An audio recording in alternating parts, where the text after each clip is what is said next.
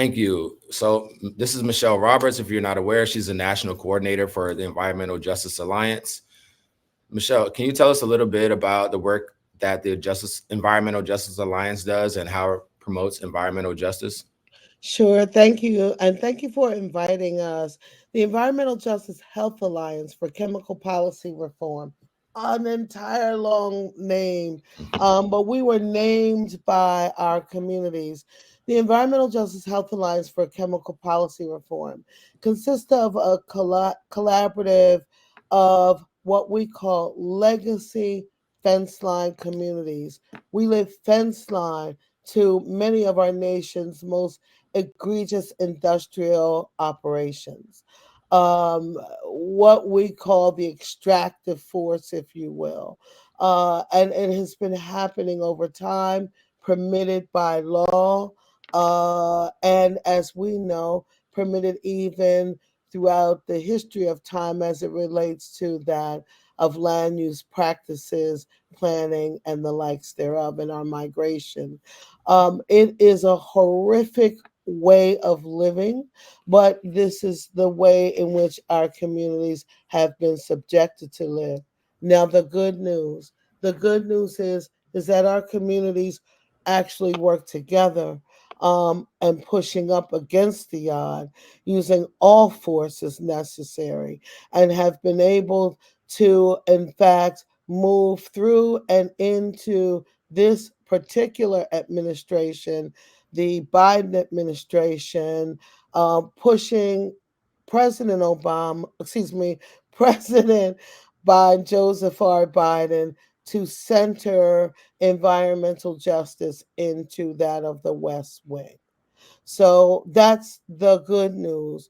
And thankfully, for news outlets like The Informer, who have always been with our communities, this is why we ask for many of you to make those donations of $10 seriously, because it was news outlets like The Informer who were the pre runners and forerunners to the news period of what environmental injustice and environmental racism was doing to our communities.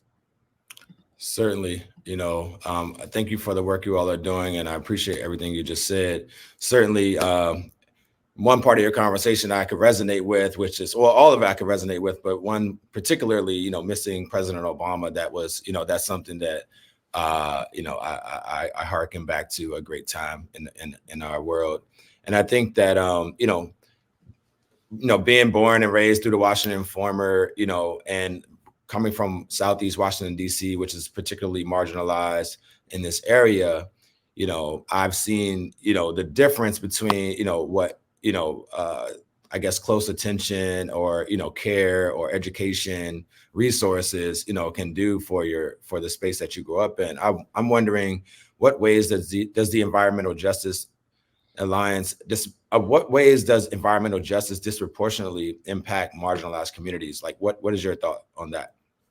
Oh, when we look at our schools, the lead in the water in our schools, and then yet we're at the high end of the spectrum, if you will, of learning disabilities and the likes thereof. However, when we walk out of our school door, it may be a high risk facility that can explode, and we would have to shelter in place. And where are we going to shelter in place? In the school, in the playground that's next to the dump, that's espoused, that has, or the landfill.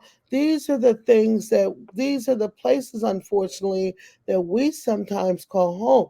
Or the thousands of trucks that come through our community, or the thousands of cars that come through our community.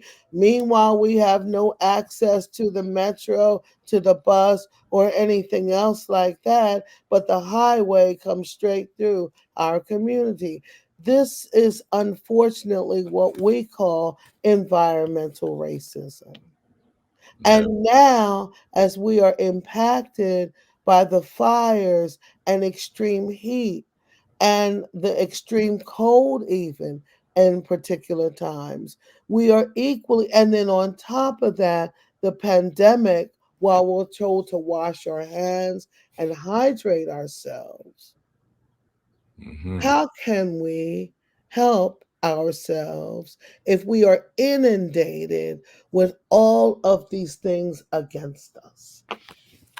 Yeah, it's a tough situation, and something I hope that we can hear more from you about at our Earth Day Salon next Thursday. We look forward to your comments on the panel.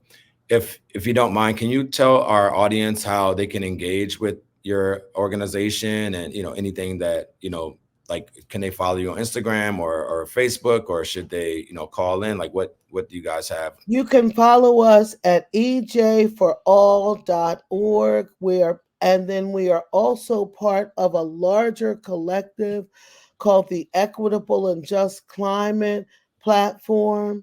We are also a strategic partner with a collective called Coming Clean, where we are looking to shift the chemicals management system into doing the right thing by taking on a more precautionary approach to how it is we onboard chemicals onto and utilize chemicals and safer processes in our systems, in providing the works that we need to be able to heat our homes, or be able to use transportation and the likes thereof.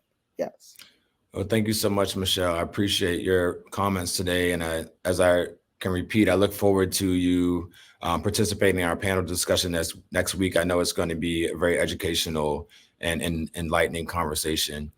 You have a great day. We're going to bring on our next panelist. Thank you. And thank you so much.